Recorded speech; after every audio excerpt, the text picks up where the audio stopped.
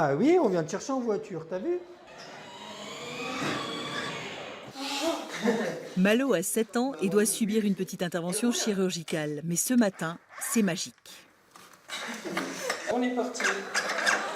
Au volant de son bolide, c'est sans aucune appréhension qu'il part vers le bloc opératoire. Quand il est super content, ça va, quoi. C'est rassurant, quoi. En fait, je pense que s'il avait été stressé, voilà, j'aurais peut-être eu le même stress que lui. Voilà, ça aurait été un peu une boucle. Mais là, non, c'est top, hein. Et le personnel hospitalier aussi apprécie. Ça nous change la vie, effectivement. Les enfants ne pleurent pas. Ils sont vraiment contents de pouvoir monter en voiture, quoi. Ouais. C'est super, hein. À l'entrée du bloc, toujours plus fort, Malo échange sa Mini contre un 4x4 qui doit rester en milieu aseptisé.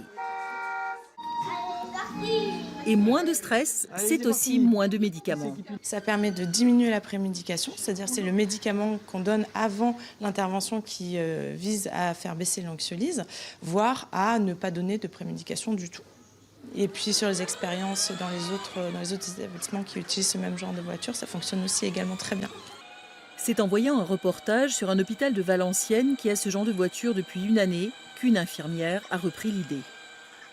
Je trouvais le projet tellement chouette que voilà, c'était un projet qui nous ressemblait aussi pour la clinique parce qu'on est vraiment très proche du bien-être de nos patients.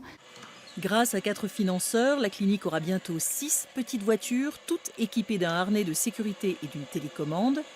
Ne restera plus qu'à aménager un petit coin parking dans un couloir. Il est 10h ce matin-là, les enfants sont accueillis par Bobo et déjà ils sont mis dans l'ambiance.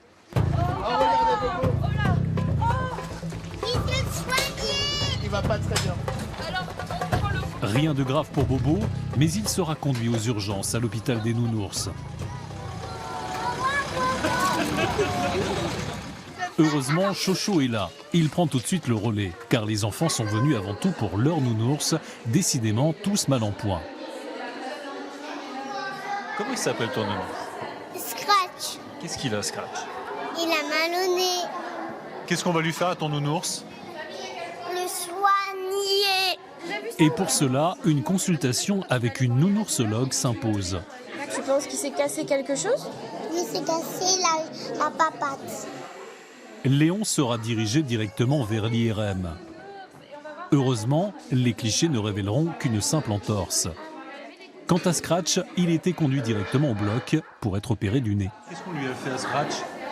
On lui a mis un pansement. Ça va mieux là? Oui, il va mieux.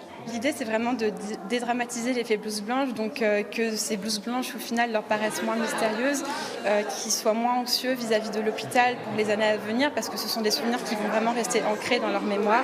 Donc voilà, c'est vraiment ça l'objectif principal de l'hôpital des Nounours. Une action bénéfique pour les petits, mais aussi pour les grands, car si elle calme les angoisses des enfants, elle permet aussi aux étudiants de mieux comprendre les craintes de leurs futurs patients. Et t'appuies 5 fois.